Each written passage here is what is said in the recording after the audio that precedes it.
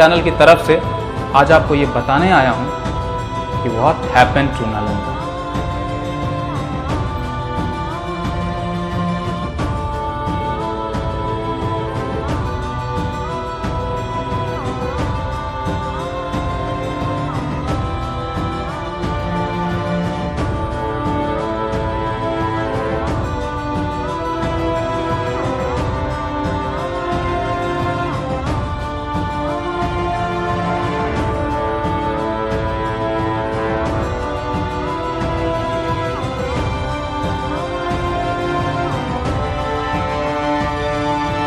वक्त बेवक्त जब बर्बादी लिखनी हो ना तो काल के कपाल पर कुछ सवाल लिखने भी जरूरी हो जाते हैं। इतिहास के कालखंड में ज्ञान का पारावार नालंदा, बिहार की सरजमीन पर लोकतंत्र की निर्मल धार नालंदा, विज्ञान, वनस्पति, ज्ञान, ज्ञप्ति और विद्वता का समूचा संसार नालंदा। मगर दुश्मनी के कहर में, ईर्ष्या के जहर में कुंद पड़ा एक बर्बाद नालंदा।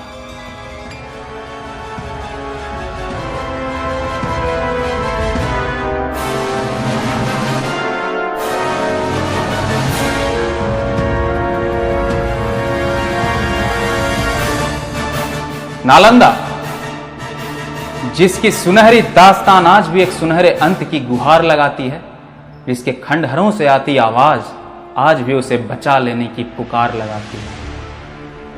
सवाल यह नहीं कि इतिहास के पन्नों को टटोलते वक्त उंगलियां कांपती क्यों नहीं। सवाल यह भी नहीं कि सहिष्णुता और स्वीकार्यता का राग अलापते अलापते विध्वंस का बिगुल किसी ने सुना क्यों नहीं। शायद सवाल यह भी नहीं कि गैरों को गले लगाते लगाते अपनों की बेरुखी का दर्द किसी ने समझा क्यों नहीं। जिस भारतीय संस्कृति की हर धरोहर को अपने पुस्तकों में समेटे हुए किसी विश्वविद्यालय ने काल के जाल में फंसकर दम तोड़ दिया, सवाल यह है कि यह मंजर किसी को दिखा क्यों नहीं।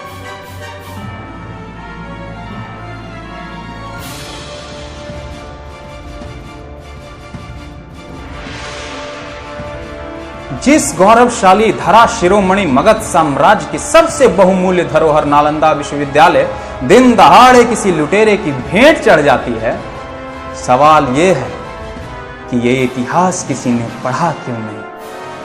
शायद पढ़ा, लेकिन जिस इतिहास को पढ़कर हमें अपने हिंदुस्तानी होने पर गर्व हो, वो इतिहास कहीं है ही नहीं। शायद किसी ने लिखना जरूरी समझा ही नहीं।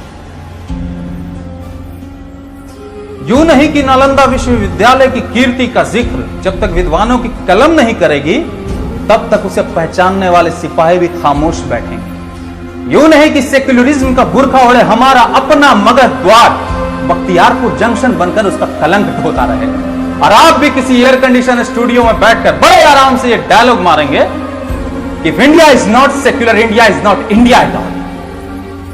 क्यों बख्तियारपुर जंक्शन पर खड़े हजारों लाखों मुसाफिरों की रूह नहीं रोती कि जिस बख्तियार खिलजी ने 90 लाख किताबों को महज अपनी सनक के दम पे स्वाहा कर दिया, जिसने भारतीय इतिहास के ज्ञान भंडार को 3 महीनों तक चलने के लिए छोड़ दिया, उसे राख कर दिया, उसी के नाम पर जंक्शन का नाम रख के उसे कौन सा सम्मान दे रहे हो। अरे उस खिलजी ने हमारे इतिहास की, हमारे ज्ञान की सिर्फ जय नहीं काटी, बल्कि पूरे के पूरे ऐतिहासिक कालखंड को निर्वस्त्र कर दिया। सिर्फ इस लिहाज से नहीं कि शिक्षा के उत्कृष्ट मंदिर को 3-3 बार आक्रांताओं का दंश झेलना पड़ा। कितने ही हुणों, गौड़ों, खिलजियों ने उस शिक्षा के मंदिर को, उस पावन मंदिर को सिर्फ अपनी ईर्ष्या की आग बुझाने के लिए क्षतिग्रस्त किया। बल्कि नालंदा विश्वविद्यालय को इसलिए भी जानिए कि कितने ही वेन शान चीन में ही बैठकर संस्कृत का अध्ययन करते रहे ताकि उस विश्वविद्यालय में उन्हें दाखिला मिल सके।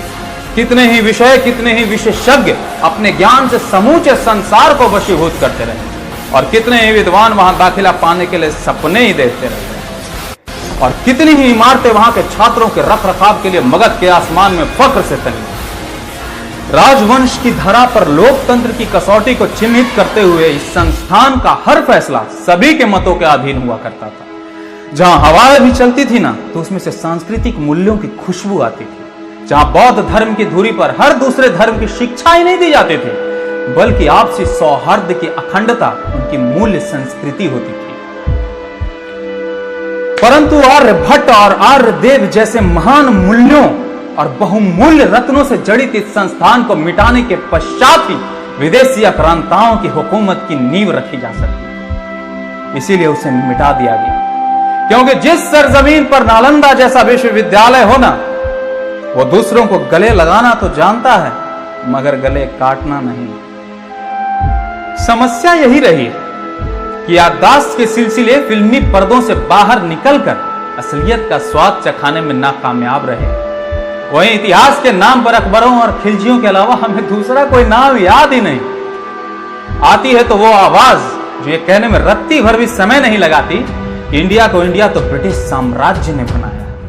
वो कहते हैं ना कि नफरत की जमीन पर सल्तनत की नींव रखी जाए ना तो मोहब्बत के मायने बदल जाते हैं, बदल जाते हैं वो मशवरे, बदल जाता है वो इतिहास जिस इतिहास में दिल्ली सल्तनत पर काबिज हर बादशाह ने इस मातृभूमि को मातृभूमि नहीं समझा है तो सिर्फ जायदाद। इतिहास के किसी कालखंड में दफन नालंदा विश्वविद्यालय आज बिहार के किसी कोने में पड़ा अपने स्वर्णिम इतिहास की गाथा कहता है, जो एक ऐतिहासिक वृत्तांत के अलावा अगर कुछ है भी तो उसे सुनाने में कहीं सेक्युलरिज्म बुरा न मान जाए।